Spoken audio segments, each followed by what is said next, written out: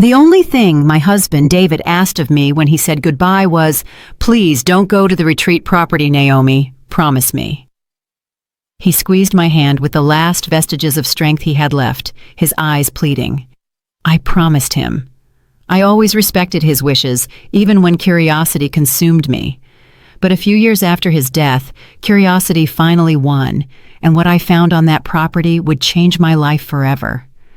Now, I understand why my husband wanted so much to keep me away from there. 17 years of marriage to David ended in a hospital bed following a massive stroke that no one could have predicted. At 58 years old, I found myself a widow with a daughter in college and a feeling of emptiness that seemed endless.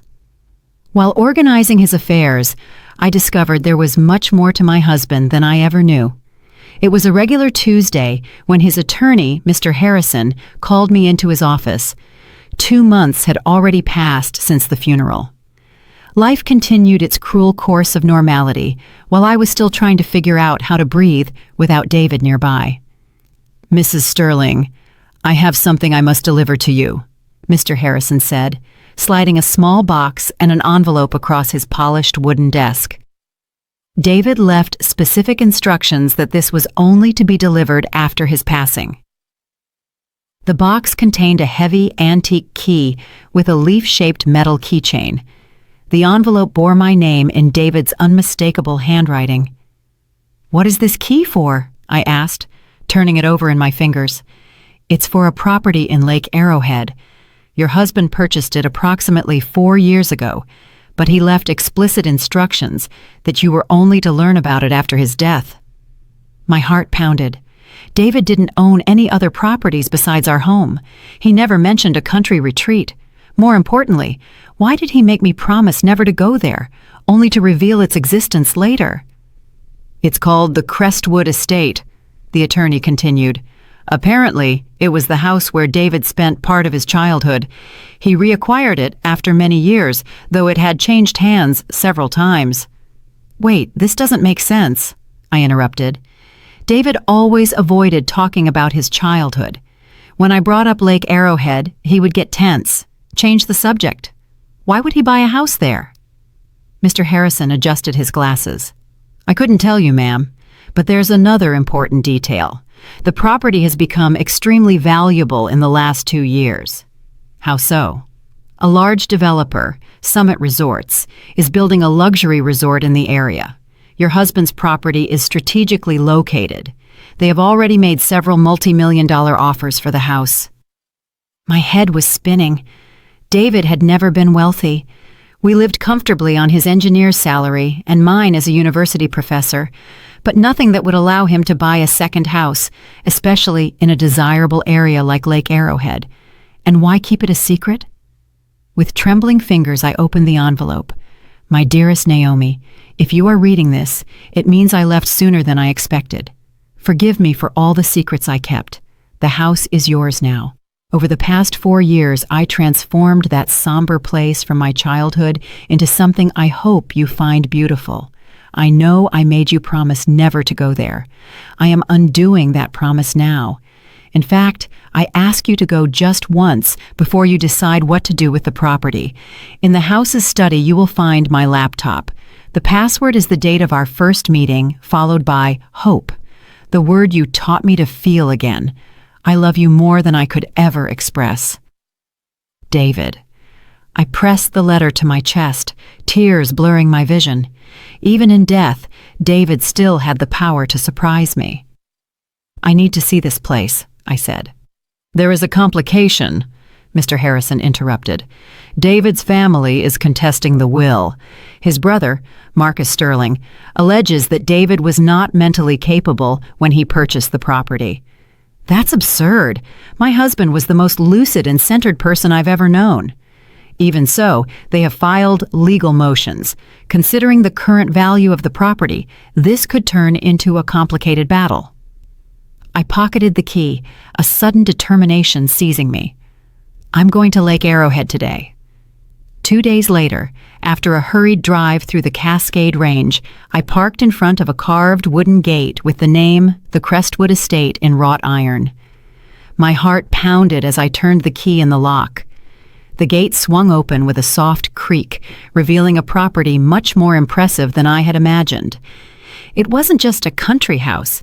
It was a stone and wood mansion, surrounded by impeccably maintained gardens and ancient oak trees. A stone path wound through perfect lawns to the main entrance. Everything looked new or recently renovated. Nothing here suggested the traumatic childhood David had been so resistant to discussing. This place had been transformed with love and dedication. My husband's hands were in every detail, though I never knew of its existence until now. My hands trembled as I put the key in the main door. The lock turned with a satisfying click, and I stepped into the secret world of the man with whom I had shared nearly 2 decades of life. What I saw inside made me grab the door frame to stay upright.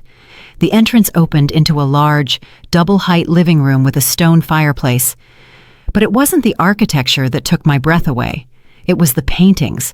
On every wall, in every available space, were paintings of flowers. Not just any flowers, but orchids of every possible type and color.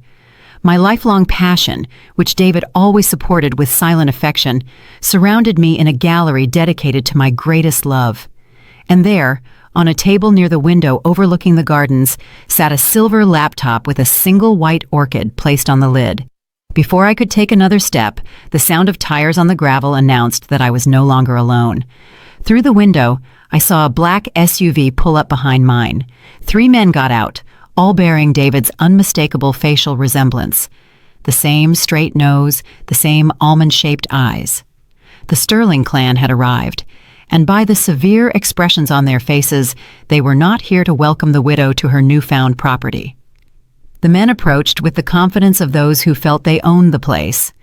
I quickly closed the front door, my heart racing. I watched through the side window as they stopped on the porch, whispering among themselves before the eldest, a graying version of David, pounded loudly. "Mrs. Naomi, we know you're in there. We need to talk." His voice had the same tight edge David's did when he got nervous. I remained silent, moving away from the door. David's vague warnings about his family were always emphatic. Now, facing them, my instinct screamed caution. The pounding came again, more insistent. "Naomi, I'm Marcus Sterling, David's older brother. These are my brothers Elijah and Isaiah. We're here about the property." Of course they were. Not for David, not to meet the woman his brother loved for 17 years. They were there for the house that was suddenly worth millions. I looked at the laptop on the table. The answers I sought might be there, not with strangers on the porch. Ignoring the increasingly aggressive knocks, I went to the table and typed the password. October 12th, 96, Hope. The screen came to life, opening a folder named For Naomi. Inside were hundreds of video files, each chronologically dated, starting the day after the funeral and extending an entire year into the future. With trembling hands, I clicked on the first one. David's face filled the screen. Not the pale, emaciated face of his final days in the hospital, but healthy, full of life, clearly recorded months earlier. "Hello, my love." He smiled that crooked way that always melted me. "If you're watching this, it means I'm gone, and you came to Crestwood, despite my years of begging you not to. I should have guessed you wouldn't resist, especially after Harrison told you about the house." A knot formed in my throat. Even now, he knew me so well. "I recorded one video for every day of your first year without me, a year of companionship while you process the grief, a year explaining everything I should have told you in life." He briefly lowered his gaze, then looked back at me with determination. Starting with, "Why I bought back the house I swore never to set foot in again." Outside, the pounding had stopped. Through the window, I saw the men return to their SUV, pulling out papers, conversing with stern expressions. David continued. 3 years ago, I was diagnosed with a cerebral aneurysm, a time bomb I inherited from my father. The doctors gave me 2 to 5 years. I chose not to tell you or Chloe. I didn't want pity, and I didn't want our final years to be lived in the shadow of death. His eyes softened. I wanted to live fully with you until the end. not die slowly in front of you. Shock and anger flooded me. He hid the diagnosis, made medical decisions without me.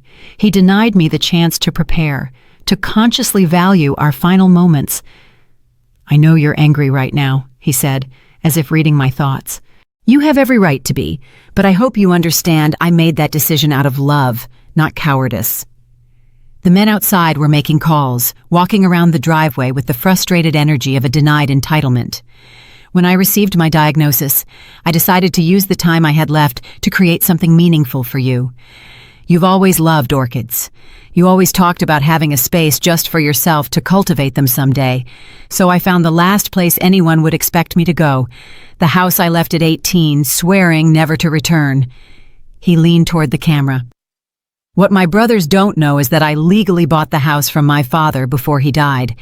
The old man was bankrupt after years of gambling and drinking.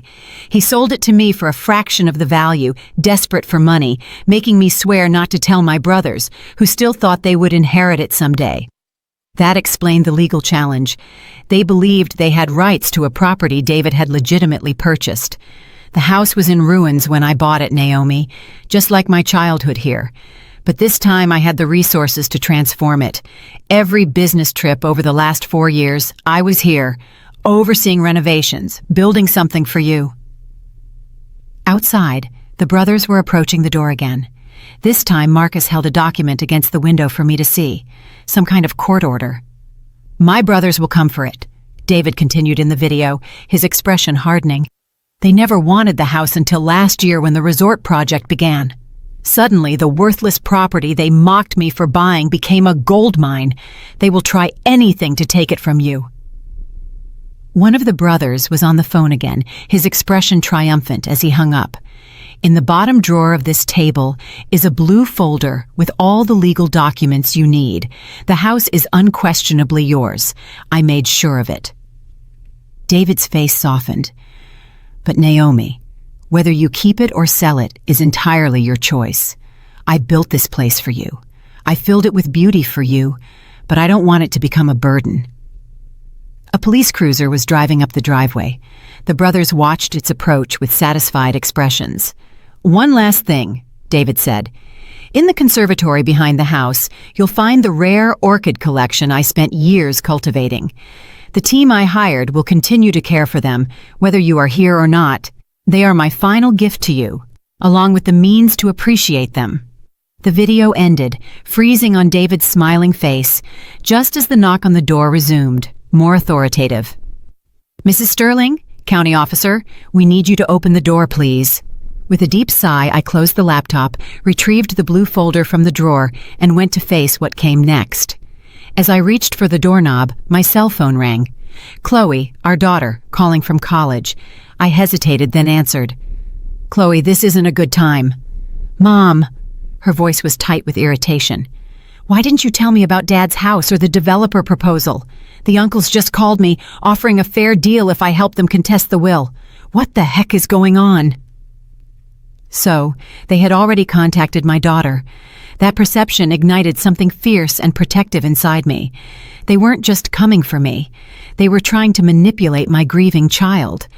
"I'll explain everything later. I promise," I said, watching the officer converse with the brothers. "But Chloe, don't sign anything. Don't agree to anything. Those men are not our friends." "Mom, if there's money involved..."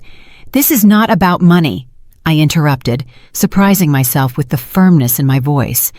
"It's about what your father wanted. Please trust me." After a moment of silence, she sighed. "Okay, but call me as soon as you can." I hung up and opened the door to face a young County Officer Davis flanked by the 3 Sterlings, whose expressions ranged from smug to openly hostile.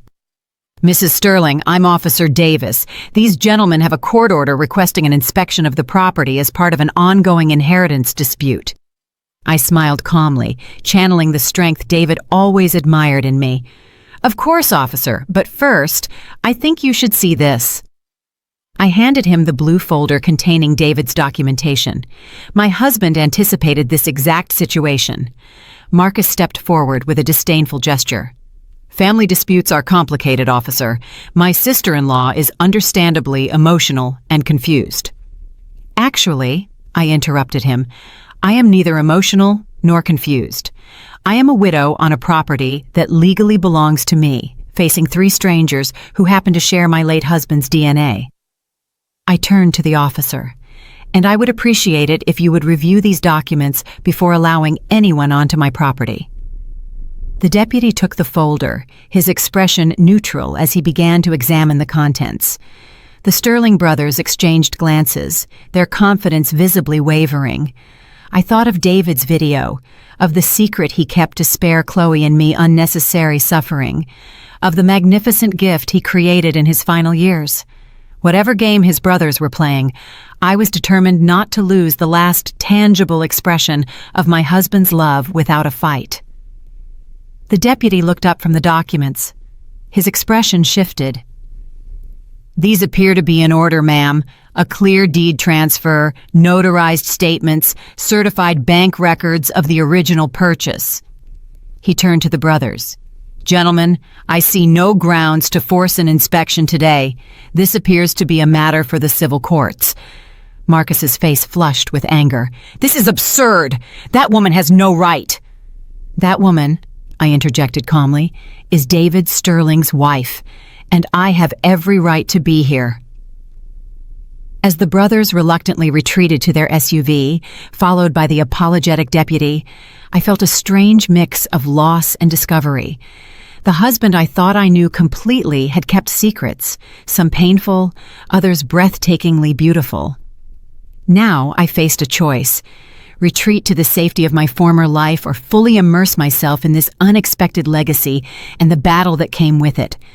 I closed the door, returned to the table, and reopened the laptop. Tomorrow's video awaited me, and with it, more pieces of the man I loved and was only now beginning to fully understand. Outside, the Sterling brothers might have lost this skirmish, but their expressions as they drove away made one thing clear. The war for the Crestwood estate had just begun. I spent that night in David's house, or rather, our house, surrounded by the evidence of his secret labor of love. Sleep completely evaded me, my mind buzzing with revelations. The fatal illness he concealed, the transformed house, his brother's determination to claim it, and the hundreds of video messages waiting on the laptop. At dawn, I explored the property properly for the first time. The main house was a masterpiece of renovation, blending original rustic elements with modern comfort. Every room reflected careful consideration of my tastes, from the library stocked with first editions of my favorite books to the reading nook overlooking the garden, perfect for autumn mornings. But it was the conservatory that truly took my breath away.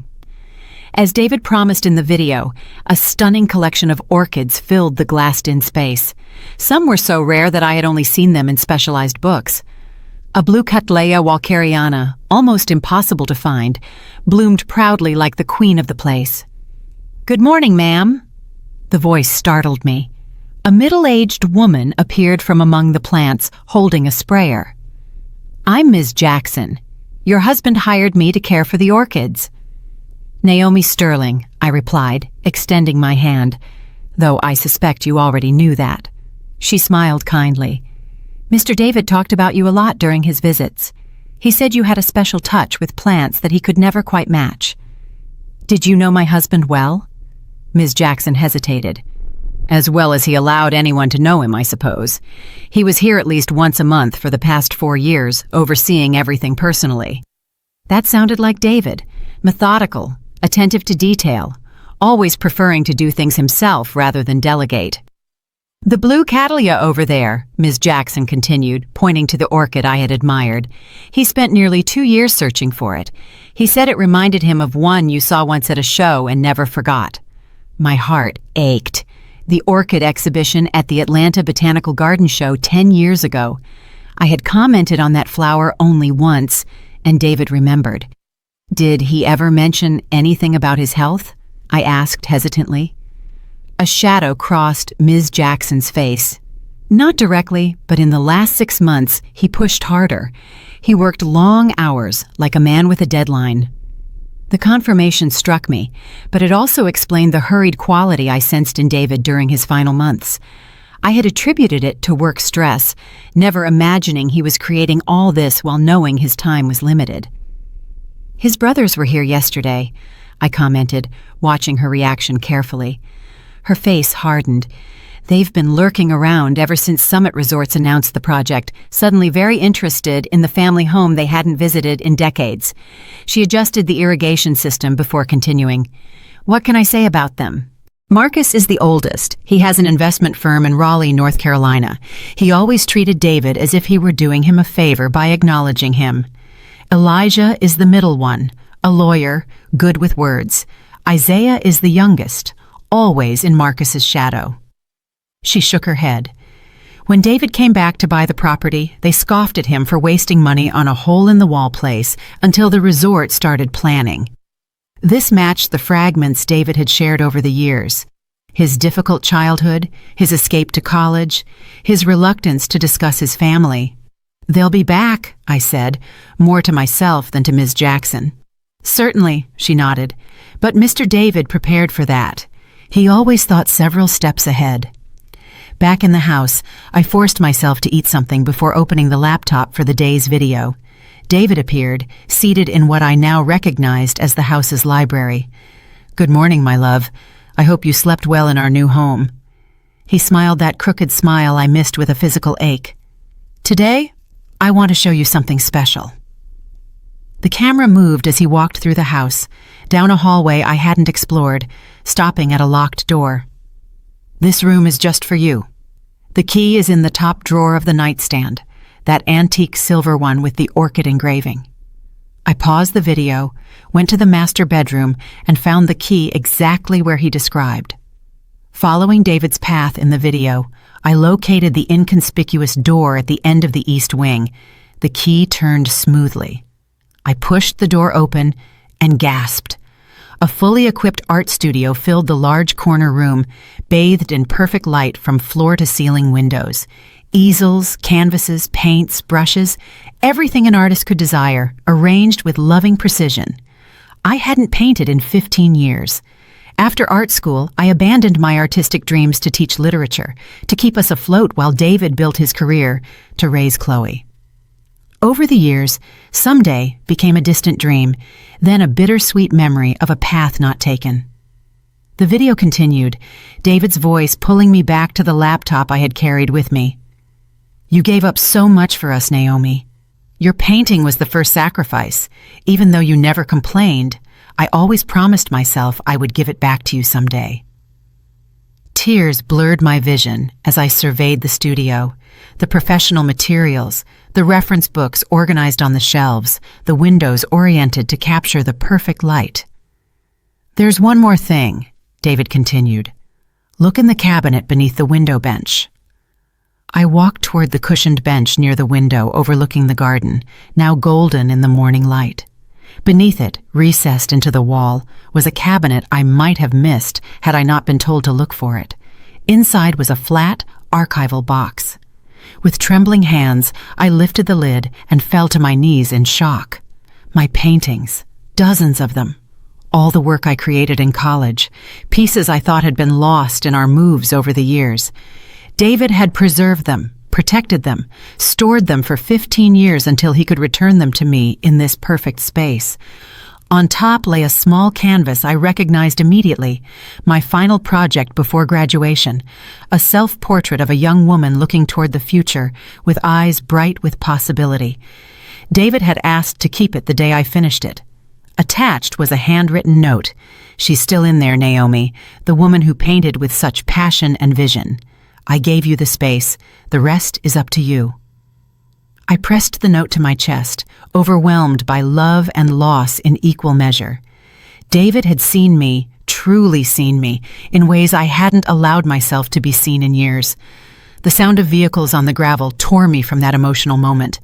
From the studio window, I saw 2 SUVs approaching, the familiar black one belonging to the Sterling brothers, and behind it, a silver one I instantly recognized. Chloe had arrived, and by the way she confidently stepped out of her SUV and walked toward her uncle's, it seemed they had already begun working on her. My daughter, David's daughter, with his dark hair and my stubbornness. was smiling and shaking hands with the uncles she had never met before. Any fragile peace I had found in David's posthumous gifts evaporated in the face of this new complication. The battle for the Crestwood estate had just become much more personal. I watched through the window as Chloe exchanged friendly greetings with her uncles, her body language open and receptive. At 21, our daughter had her father's analytical mind and my determination, but she lacked David's patience and my caution. She was always quick to form opinions, slow to revise them. My cell phone vibrated with a text from her. "I'm here with Uncle Marcus and the others. Coming in now. We need to talk." Uncle Marcus. They had known each other for less than a day, and she was already claiming a family connection. I tucked David's note into my pocket, closed the studio, and went to face this new alliance. They entered without knocking, Chloe using the familiarity of a daughter, and the brothers following her like wolves behind an unsuspecting guide. "Mom!" Chloe hugged me briefly, then pulled away, her eyes scanning the stunning living room. "This place is incredible. Why did Dad never tell us about it?" Before I could answer, Marcus stepped forward, his resemblance to David painfully sharp. "Naomi, I think we started off on the wrong foot yesterday. We were surprised by your sudden arrival, just as you were by ours." His conciliatory tone didn't match his calculating gaze. Beside him, Elijah and Isaiah maintained carefully neutral expressions, though Elijah held a leather folder that undoubtedly contained legal documents. "Chloe," I said, ignoring Marcus completely, "I thought we agreed that you wouldn't engage with your father's brothers until we had talked." She blushed slightly. "They called again earlier today with a very reasonable proposal. I thought I should at least hear them out in person." Her chin lifted defiantly. "Besides, they are my family too." "Family you didn't know existed until yesterday," I gently reminded her.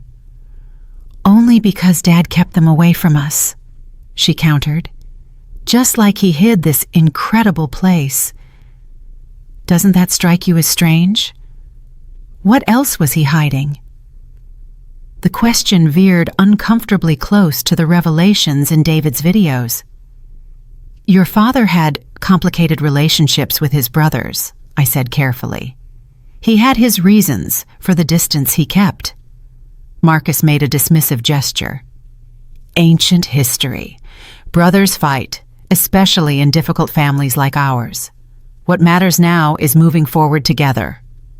"Exactly." Chloe nodded with the earnestness of someone who believed she was being perfectly reasonable. Uncle Marcus explained everything. "This house has been in the Sterling family for generations. Dad bought it from Grandpa Sterling, but it was always meant to be shared among the brothers eventually." I suppressed a sigh. They had been working on her for less than a day, and she was already repeating their version of events. "And the sudden interest in the property has nothing to do with the luxury resort being built next door?" I asked softly. Elijah stepped forward, opening his folder. "The real estate situation is only one aspect of the complex legal picture. We've prepared a fair settlement offer that honors David's wishes, while recognizing the Sterling family's historical claim to the property. We're prepared to be very generous," Marcus added, placing a paternal hand on Chloe's shoulder. "1/3 for you, Naomi, 1/3 for Chloe, and 1/3 divided among us, the brothers. Everyone wins." Chloe looked at me expectantly, clearly already convinced by the proposal. "It makes sense, Mom. We don't need this huge place. We could sell the whole thing, walk away with millions, and Dad's family stays united." "Your father specifically left this property to me," I said, looking Marcus squarely in the eye. "Not for you, not for his brothers." "Out of confusion and misplaced sentimentality," Marcus countered smoothly. "David wasn't thinking clearly in his final years." A flash of anger burned through me. My husband was perfectly lucid until the day he died. Then why all the secrecy?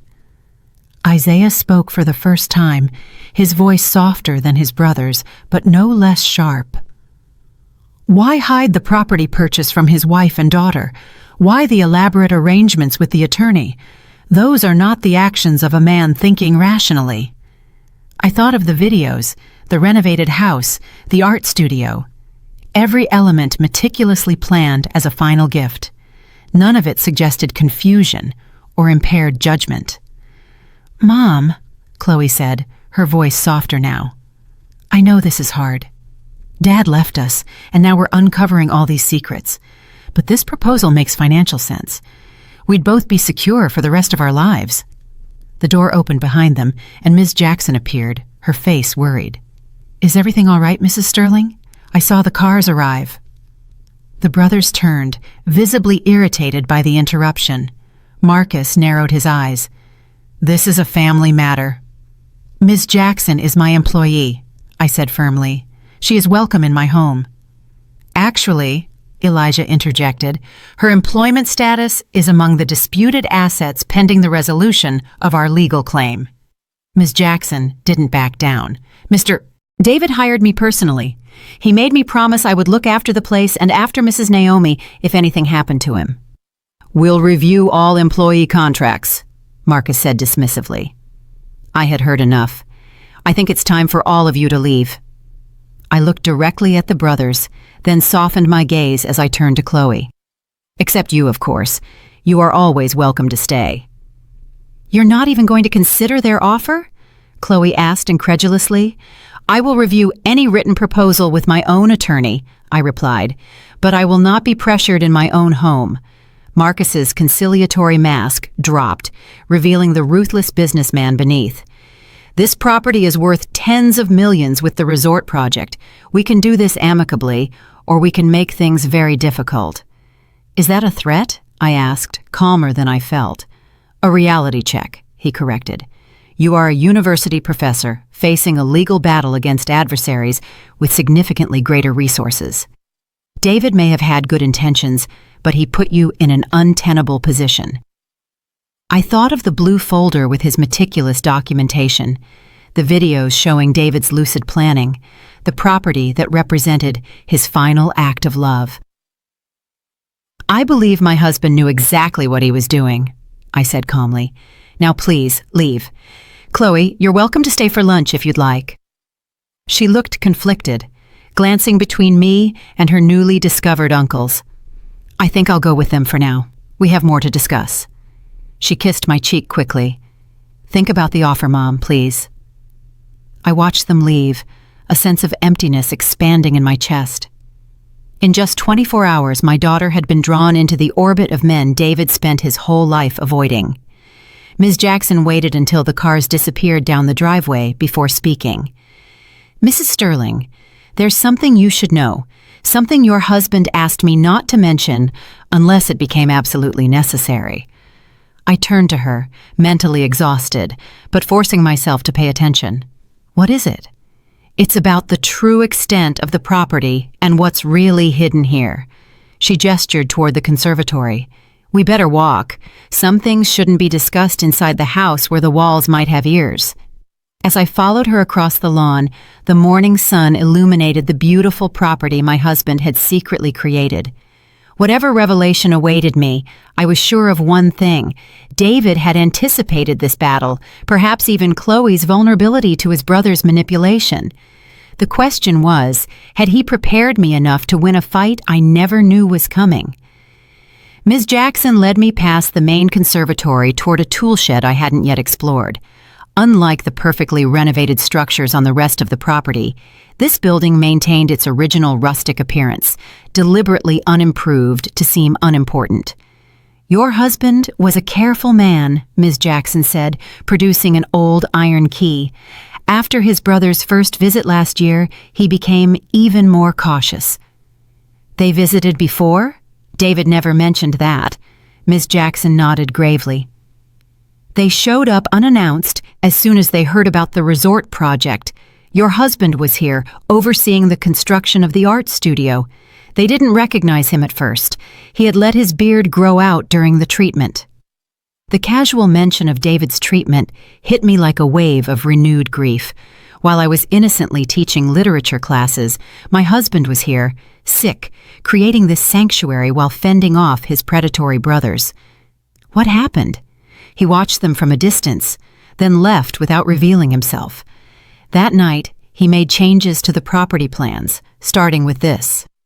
Ms. Jackson opened the shed door, revealing an ordinary interior.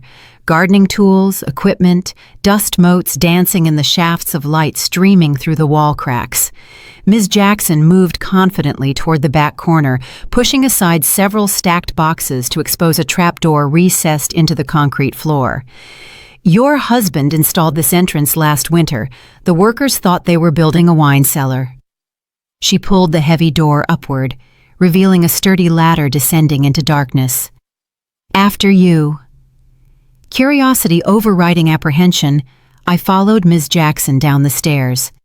At the bottom, she flipped a switch, and lights came on, revealing a concrete tunnel stretching out before us.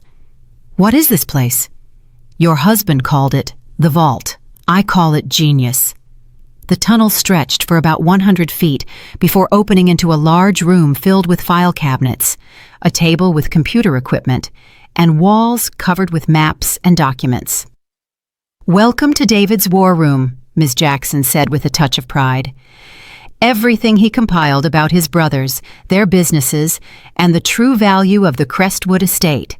I approached the nearest wall, where a detailed map showed not only the property, but the surrounding area for miles. Red markings indicated the locations of the resort project, with handwritten annotations about values, construction phases, and real estate impact. I don't understand, I said, turning to Ms. Jackson. David knew about the resort project. Not at first. He bought this place to renovate it for you, pure and simple. But about 2 years ago, when Summit Resorts began preliminary studies, he hired a real estate consultant to evaluate the impact on Crestwood. Ms. Jackson pointed to the map. They uncovered something the developer was trying to keep secret until all land purchases were finalized. The full project is 3 times larger than they publicly announced. I studied the map more closely, noting how the markings extended far beyond the area the press had publicized. Phase 2 of the resort will include a golf course that will require part of the property adjacent to ours, Ms. Jackson continued. They've already bought almost all the necessary land except the Crestwood estate, I concluded, beginning to understand. Your husband verified it with 3 independent specialists. This property's strategic position can completely block the planned expansion. Without it, the project loses half its projected value. So the property is even more valuable than his brothers imagine. Exponentially. But that's not all. Ms. Jackson moved toward a file cabinet, pulling out a thick folder. David documented decades of questionable business practices by the 3 brothers. Tax evasion, insider trading, misappropriation of client funds, enough evidence to professionally ruin them if it ever came to light. I leafed through the meticulous documentation, recognizing David's thorough approach to problem solving. Email printouts, financial records, sworn affidavits from former employees. He had built an airtight case against his brothers. Why would he compile all this? Protection. Ms. Jackson sat at the table, gesturing for me to take the other chair. He knew they would come for the house as soon as he was gone. He wanted you to have ammunition. I thought of Marcus's smug confidence, Elijah's legal maneuvering, their swift work to win over Chloe. He anticipated everything. Not everything, Ms. Jackson said calmly. He didn't expect them to get to your daughter so quickly. The memory of Chloe's seeming betrayal stung. They're manipulating her with half-truths and promises of wealth and playing on her grief. Ms. Jackson nodded. She lost her father. Suddenly, they're offering her a connection to him through shared blood and history. A powerful draw for a grieving young woman. She was right. Chloe was always a daddy's girl, sharing David's analytical mind and love for puzzles. His death left her adrift, vulnerable to anyone who offered a connection to him. What do I do now? I asked, almost to myself. That depends on what you want, Ms. Jackson replied. You could sell everything and walk away rich, but perhaps forever alienated from your daughter. You could fight the brothers legally using this evidence, which might win the battle but worsen the family wounds. Or what? You could do what your husband always did. Think 3 steps ahead and find the path no one expects. I considered that as I continued to examine the war room. On the table was a framed photograph I had never seen before, a teenage David standing proudly next to an award-winning orchid, his face lit up with an innocent joy I had rarely glimpsed in the man I married. "That was the first cattleya he ever grew," Ms. Jackson said, noticing my focus on the photo. "The one bright spot in his childhood here. His brothers destroyed it while David was away at school just to hurt him." Another piece of the puzzle clicked into place. David's support of my love for flowers and art, despite having no personal interest in them. The magnificent conservatory and studio were not just gifts, they were the reclamation of something precious his brothers had stolen. I picked up the photograph, a plan beginning to form in my mind. "Ms. Jackson, does the laptop with David's videos work down here?" She nodded. "There's a secure network throughout the property. Your husband made sure of it." "Excellent. I need to watch the next few videos ahead of schedule. Then I want you to schedule a meeting for me." "With whom?" "First, my daughter, alone, away from her uncle's influence. Then my attorney. And finally..." I looked at the wall of evidence David had compiled against his brothers. "I think I'd like to talk to the executives at Summit Resorts." Ms. Jackson smiled for the first time since we entered the hidden bunker. "You're planning something your husband would approve of." "I'm planning something worthy of the man who loved me enough to create all of this," I corrected, a new determination firming my voice. "And I'm going to need your help." "Whatever you need, Mrs. Sterling," Ms. Jackson promised. "Your husband gave me a second chance when no one else would. I owe him everything, and by extension, I owe it to you." This was one more facet of David I hadn't known. His quiet generosity extending beyond our immediate family, changing lives I had never heard of. As we left the bunker, carefully hiding the entrance again, I felt a strange sense of connection with my late husband. Not the grief that had dominated the last few weeks, but a partnership that somehow continued beyond death. He had left me not just a property and material security, but tools and knowledge to forge my own path. The Sterling brothers believed they were facing a naive widow who was no match for them. They had no idea what was coming. Over the next 48 hours, I barely slept, fueled by determination and the growing clarity of my plan. I watched an entire week's worth of David's videos in a single night, each one revealing more of his strategy and the depth of his foresight. "They will try to divide and conquer," he warned in one recording, as if speaking directly to my current situation. "Marcus will be the friendly face, Elijah the legal threat, Isaiah the silent observer, and they will target Chloe. She is the easiest path to destabilize your position." In another video, he showed documents from the developer he had obtained through contacts in the county office. Summit Resorts was determined to keep Phase 2 of the project secret until all necessary land was secured. If they discover that we know about the golf course before they try to buy us out, the negotiating value triples. Armed with David's insights and my own growing understanding, I arranged to meet Chloe at a coffee shop in the city, away from the influence of the Sterling brothers and the emotional pull of the sanctuary David created. She arrived 15 minutes late, already defensive before she even sat down. "I can't stay long. Uncle Marcus is taking me to meet some investors this afternoon." "Uncle Marcus," I repeated softly. "You've become very close in 3 days." She flushed. "They've been kind and welcoming, which is more than I can say for you. You're treating Dad's family like enemies." I sipped my coffee, choosing my next words carefully. "Do you remember that narrative theory class you loved first semester, about how the same story changes completely depending on who's telling it? What does that have to do with our situation? You've only heard their version of this story. I'm asking you to consider that there might be another perspective.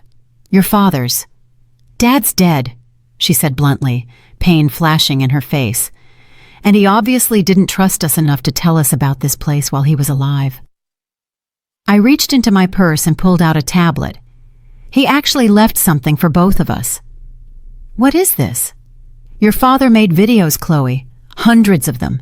Messages to guide us after he was gone. I turned the tablet over, queuing up the video David had labeled, "For Chloe when she needs it." Her face paled. He made videos? He knew he was dying? He was diagnosed 3 years ago with a cerebral aneurysm, I said softly, finally sharing the truth. He chose not to tell us. He wanted to spare us watching him wither. That's impossible. He would have told me.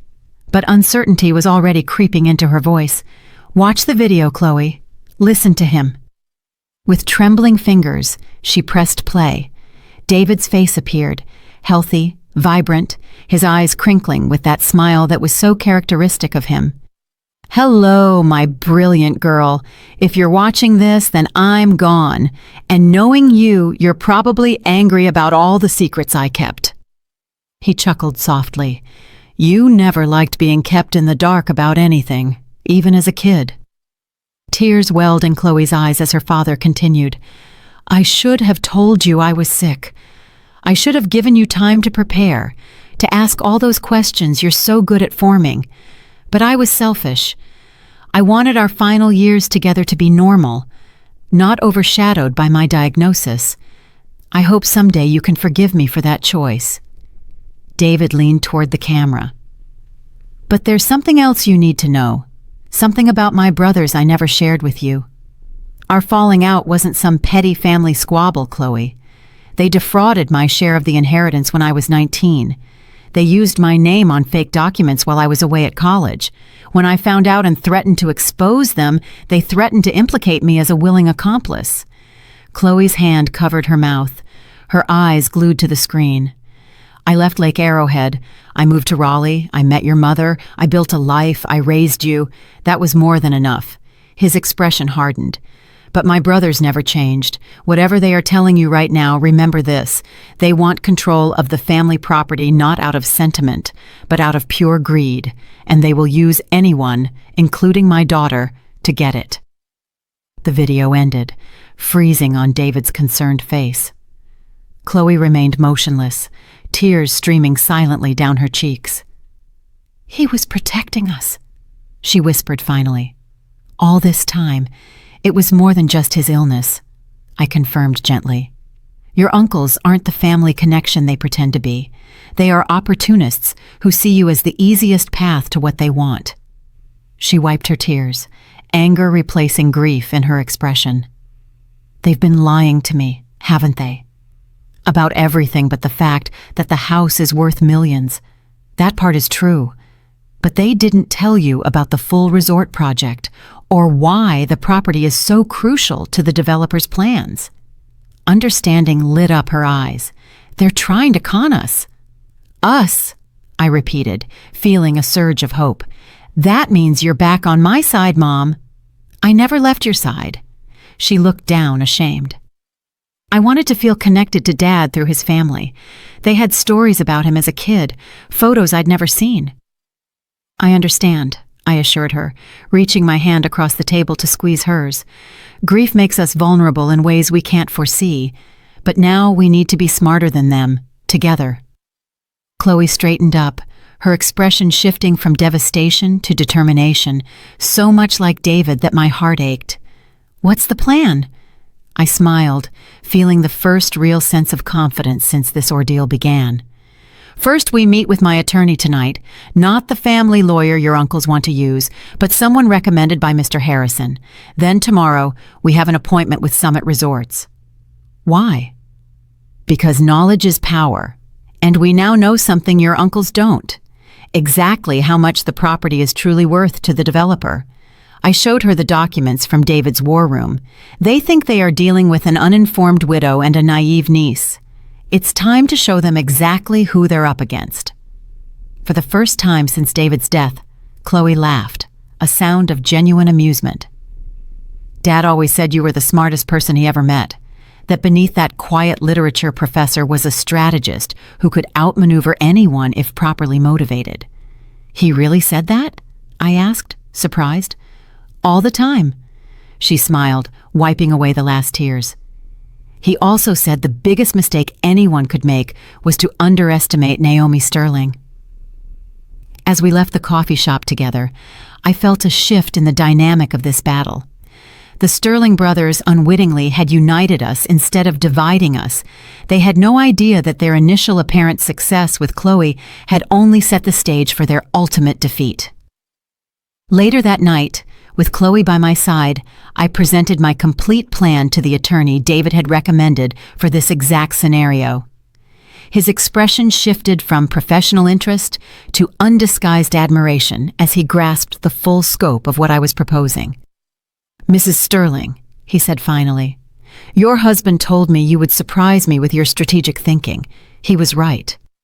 "My husband," I replied, "was right about many things, including his belief in my capacity not just to survive his death, but to emerge stronger from the crucible of grief and betrayal."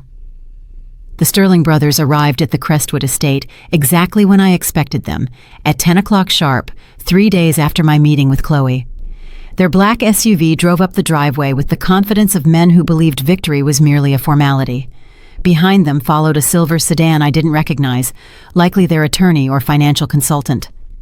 I watched from the study window, dressed not in the casual clothes they had previously seen, but in a tailored suit I had purchased specifically for this meeting. Appearances matter when orchestrating a reversal, and I intended to present myself not as a grieving widow, but as the formidable adversary David always knew me to be. "They've arrived," I alerted Chloe, who appeared from the library looking equally professional in a navy dress, her father's watch, one of his most prized possessions, prominently displayed on her wrist. "Ready?" she asked, nervousness and determination conflicting in her expression. "Completely." I squeezed her hand. "Remember, let them corner themselves first." Ms. Jackson appeared. The others came through the back entrance. "They're ready in the dining room, as you requested." I nodded my thanks. Perfect timing. The doorbell rang, and Ms. Jackson went to answer it, with the practiced deference of someone who knew her role in this carefully choreographed performance. "Good morning, gentlemen," I heard her greet them. "Mrs. Naomi and Chloe are waiting this way, please." They entered with the easy familiarity of men accustomed to controlling environments. Marcus led, followed by Elijah with his ever-present legal folder, and Isaiah bringing up the rear. Behind them walked a gray-haired man in an expensive suit who radiated corporate authority. "Naomi," Marcus nodded, his smile not reaching his eyes. "We appreciate you agreeing to this meeting. This is Mr. Chen, the CFO of Sterling Investments. We thought it would be productive to have a specialist join our discussion of the property's potential." So they had brought in a financial executive to intimidate me with technical jargon and market valuations. Predictable. "How thoughtful," I replied smoothly. "I've prepared the dining room for our meeting. Follow me." I led them through the house, noting their evaluative glances at the renovations David had completed. In the formal dining room, a large table had been set with documents at each place setting, water bottles, and coffee, the picture of professional preparation. "Please have a seat," I gestured. "I believe we have much to discuss."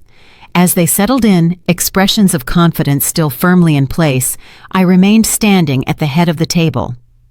"Before we begin," I said, "I want to thank you for your previous proposal. It was educational."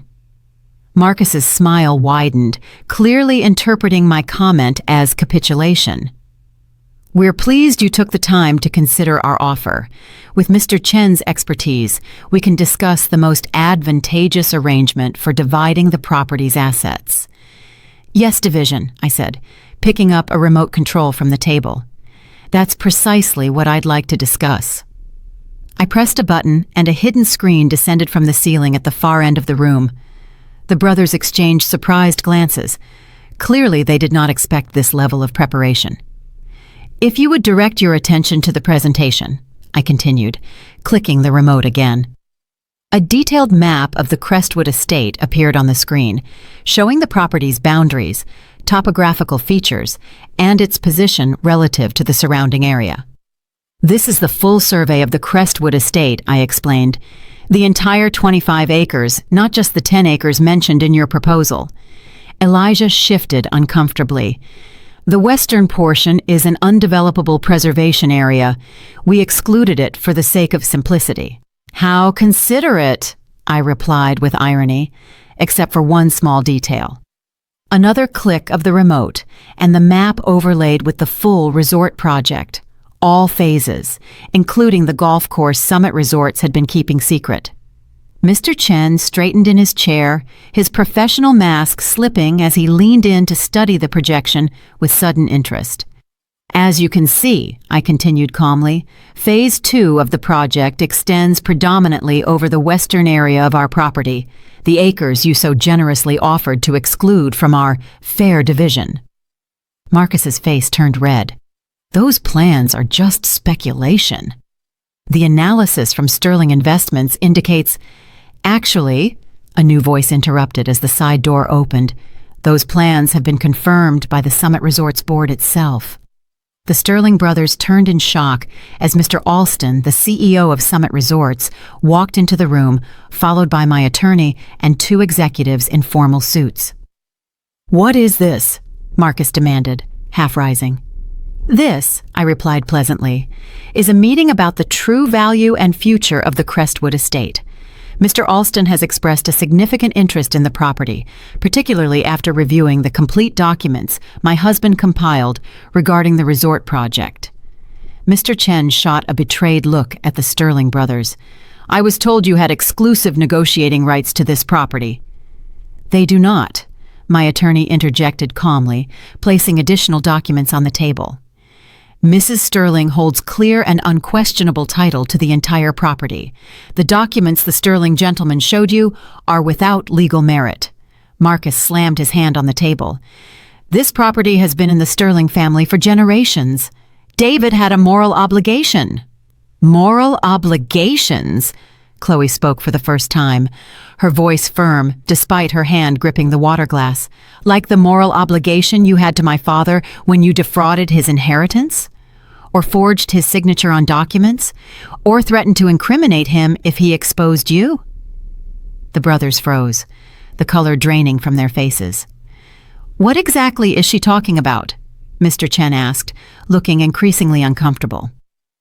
"Perhaps this will clarify," I said, nodding to my attorney, who distributed sealed envelopes to everyone at the table. Copies of the documentation my husband preserved regarding certain transactions involving the Sterling family assets. I believe the statute of limitations has expired on some of these matters, but the IRS and state tax authorities might find others quite interesting. Elijah opened his envelope, examining the contents with growing alarm. "These are private family matters," he stammered, "completely irrelevant to the current discussion." "On the contrary," I refuted, finally taking my seat at the head of the table. "They establish a pattern of fraudulent behavior that directly impacts your credibility in these negotiations. Behavior that continued when you deliberately misled Mr. Chen about your position to negotiate this property." The room fell silent as the Sterling brothers realized the totality of their exposure. David had documented everything: their historical crimes against him, their recent manipulations, their attempts to appropriate valuable assets while appearing generous. "What do you want, Naomi?" Marcus finally asked, his facade of confidence crumbling. "I want you to leave the Crestwood estate and never return," I stated simply. "I want you to cease all attempts to contest my ownership or manipulate my daughter. In exchange, these documents will remain private." Mr. Chen stood up abruptly. "I believe my involvement in this matter was based on incomplete and potentially fraudulent information. If you'll excuse me, Mrs. Sterling, I will contact you directly for any future discussions." He shot a look of contempt at the brothers before exiting. Marcus's face reddened as he watched his ally depart. "You have no idea what you're doing, Naomi. The development costs for the western area are prohibitive. The logistics alone—" "Actually," Mr. Alston interjected, "Summit Resorts has developed new construction methods specifically suited for this type of terrain. We are prepared to make Mrs. Sterling an offer that recognizes both the challenges and the exceptional potential of this property." As the meeting continued, transforming from the Sterling brothers' planned takeover into my carefully orchestrated counteroffensive, I caught Chloe's eye across the table. Her faint smile conveyed everything: pride, vindication, and the bittersweet recognition that David had prepared us for this moment, even from beyond the grave. When the Sterling brothers finally left 2 hours later, defeated, exposed, and legally bound by the agreement my attorney had pre-prepared, the future of the Crestwood estate was secured exactly as David had envisioned. Not divided among greedy relatives, not sold to the highest bidder, but preserved as a legacy for the family he had chosen and loved, Chloe and me. As their vehicles disappeared down the driveway, Ms. Jackson appeared at my side. "Your husband would be proud," she said calmly. "You outsmarted them exactly as he believed you would." I watched the dust settle on the road, a strange mixture of emotions washing over me. Triumph mingled with grief, strength emerging from vulnerability. "We're not finished yet," I replied, thinking of the videos that still awaited on David's laptop, of the future that stretched out before us. This was only the first battle, but it was one we won decisively, using the weapons David had meticulously prepared and the strength he always saw in me, even when I couldn't see it in myself. The weeks following the Sterling brothers' defeat passed in a blur of practical matters. Finalizing our settlement, meetings with Summit Resorts to structure a mutually beneficial agreement that would preserve the property's most sensitive portion, and a careful inventory of everything David had created at the Crestwood estate. Chloe stayed with me during this period, her initial resentment over her father's secrets transforming into appreciation for his foresight. We established a routine of watching his daily videos together each morning, both of us finding solace and guidance in his posthumous presence. "Did you have any idea?" Chloe asked one evening as we sat on the porch watching the sunset. "Any suspicion that Dad was sick or planning all this?" I considered the question carefully, searching my memories for missed signs. There were little things that make sense in retrospect.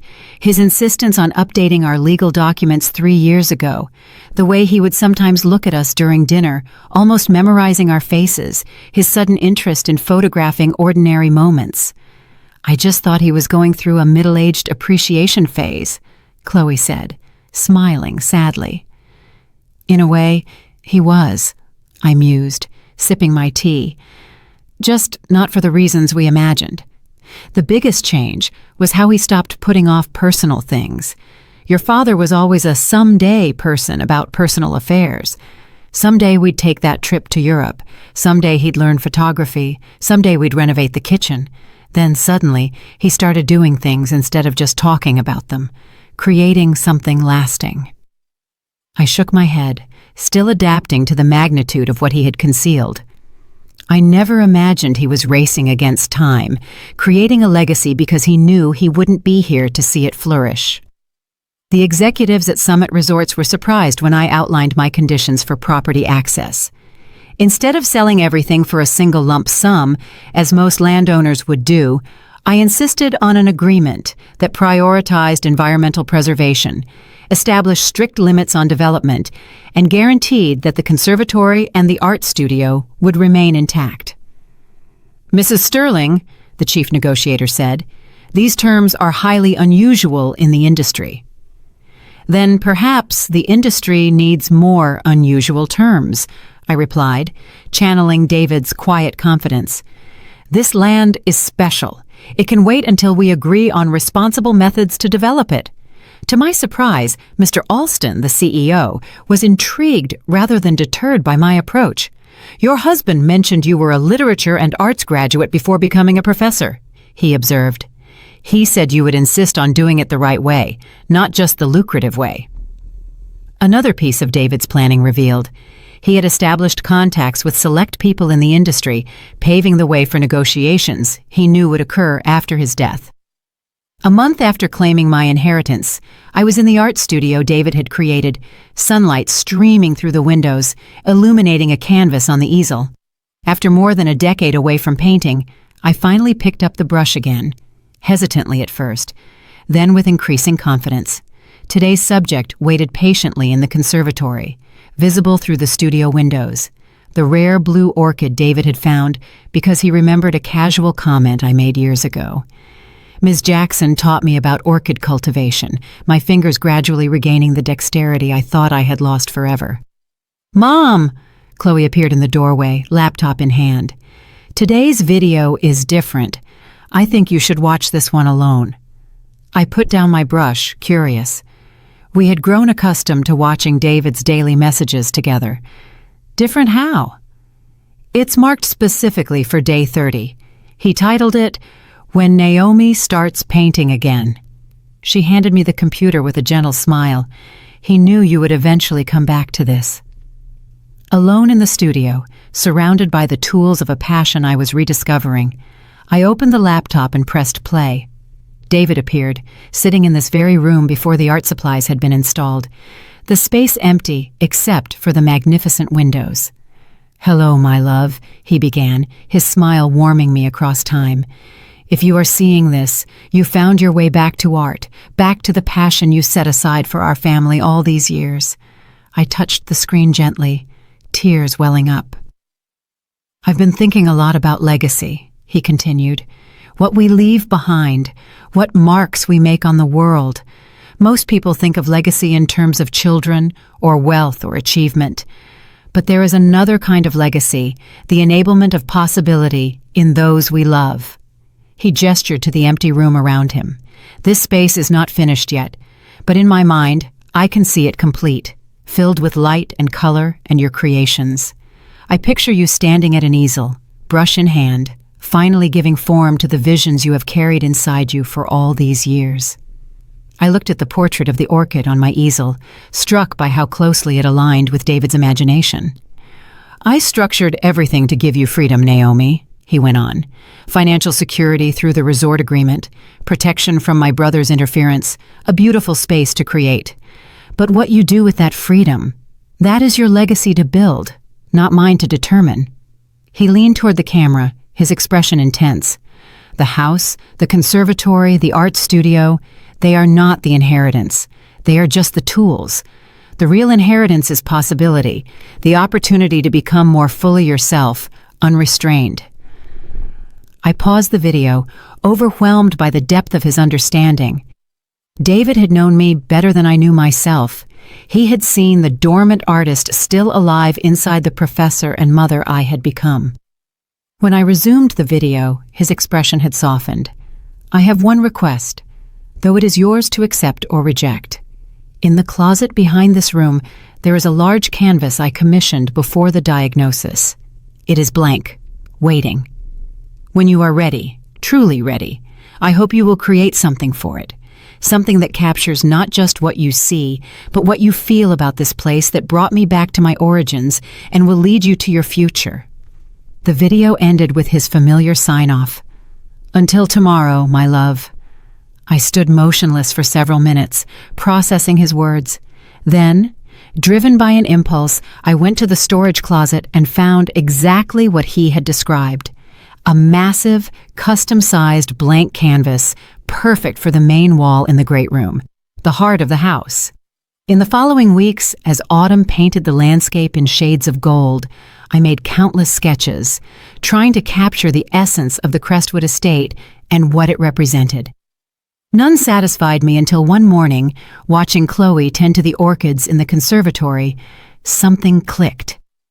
The painting gradually took shape, not a traditional landscape, but a blend of real and metaphorical elements. The house, as it now existed in the background, rendered with photographic accuracy. In the foreground, a series of translucent layers showing what had come before. The abandoned property David bought, the family home of his childhood, and beneath all that, the ancient land that had witnessed generations come and go. Uniting these temporal layers were two figures, a woman and a young woman, their features only subtly suggested, enough to represent both specific and universal journeys. Behind them, almost invisible unless you knew where to look, a third figure, a man holding a blue orchid in his hands, offering it to the other two. When the painting was finally complete, Ms. Jackson helped me hang it in its designated spot in the great room.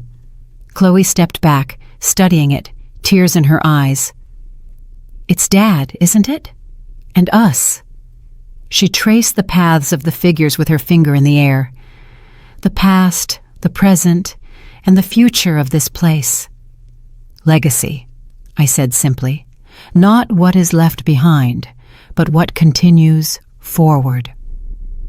That night, as I watched the sunset from the porch of what was now truly my home, I felt David's presence, not as a ghost or a memory, but as a continuing partnership. He had given me not just a property and material security, but a framework for reinvention, the freedom to discover who Naomi Sterling could become when she was no longer constrained by circumstance. The resort agreement would provide financial stability forever. The house would evolve according to our stewardship, and I would continue to bring beauty into the world through rediscovered talents, creating my own legacy alongside the one David had so carefully prepared. A few months later, I received an unexpected visitor. The doorbell rang while I was working in the studio. Ms. Jackson appeared at the door with a cautious expression on her face. "Marcus Sterling is here, alone." My body immediately tensed. "Does he have any legal documents?" "No, that I saw. He looks different, less arrogant, somehow. He just said he'd like a few minutes of your time." I considered refusing, but curiosity won out. "I'll see him on the porch. Don't invite him in." Marcus was thinner than the last time I saw him. The lines around his eyes were deeper. He turned as I opened the door, his expression surprisingly humble. "Naomi, thank you for seeing me." "What can I do for you, Marcus? Our agreement was quite clear." "I'm not here to contest the agreement." He looked out at the property, then back at me. "I'm here to apologize." Of all the things I expected, an apology was low on the list. I crossed my arms, waiting for him to continue. "I've done some reflecting over the past few months. About David, about our relationship, about the choices I made." He swallowed. "I didn't expect you to win. I should have. David was always the smartest of us." "That's not an apology," I observed. "You're right," he nodded. "I apologize for trying to take this house from you, for trying to manipulate Chloe, for all the years I made David's life harder than it needed to be." I looked at him for signs of falsehood, but only found exhaustion and possibly genuine remorse. "Why now?" "I have cancer," he said simply. "Stage 4. My prognosis isn't good. Puts things in perspective." The echo of David's illness was impossible to ignore. "I'm sorry to hear that." I didn't come for sympathy. I came because my little brother built something beautiful here, and I, in my arrogance and greed, almost destroyed it. He pulled a small packet from his pocket. "I found this in our father's belongings. I thought you or Chloe might want it." I cautiously accepted the packet. Inside was a faded photograph. 3 boys under a huge tree, the smallest, obviously David, holding a tiny potted orchid. "It was the first one he ever grew," Marcus explained. "Before—" He left the sentence unfinished, the guilt visible on his face. I looked at the young David in the photo, then at the broken man in front of me. "Would you like to come see the conservatory?" I offered, surprising both of us. David cultivated some truly impressive orchids. For a moment, I thought he would refuse. Then, with an almost imperceptible nod, he followed me onto the property he once tried to steal. As we walked among the flowers his brother had cultivated with such love, I saw Marcus the way David must have seen him in the videos. Not a villain to be defeated, but a man tormented by choices he couldn't undo. Forgiveness wouldn't erase the past or change the future, but perhaps it was part of the legacy too, the capacity to choose compassion when revenge would be easier. I'll never know if the ghost of repentance that brought Marcus to my door was genuine or just another calculated act. What I do know is that when he left, something at the Crestwood estate subtly shifted, as if a final chapter had been closed. That night, I watched David's very last video. He smiled at me from the screen, his eyes filled with a peace I never noticed when he was alive. This is the end of our daily journey together, my love, a year of messages to guide you through the first months without me. But it's not the end of us. He paused, looking into the camera as if he could truly see me. We continue in the decisions you will make, in the love we share with Chloe, in the beauty you will create from here on out. The house I feared for so long is now yours to transform. The secret I kept has become your gift. The promise I asked you to make, only to later release you from it, has become the path to your liberation. He smiled one last time. Never forget, Naomi. You were always the true strength between us, until someday, my love. The screen went dark, and in the silence that followed, I found not just loss, but possibility. The house David had asked me never to visit had become my home. The secrets he kept transformed into my strength, and the promise he had asked me to make had become the key to my future. I rose and walked toward the large painting in the living room, observing the layers of past, present, and future I had portrayed. David had done more than leave me a property. He had given me the opportunity to rediscover myself. The house he feared had become the house he loved, and now it was mine to continue transforming, one day at a time. Did you like my story? And which city are you listening from? Let's meet in the comments. If you liked the story, you can support me by sending a super thanks so I can keep bringing more stories like this. Thank you so much for your sweet support. I'm looking forward to your comments on the story. On the screen, you can see 2 new life stories that I highly recommend. There's so much more on my channel. Don't forget to subscribe. See you in the next life story with love and respect. And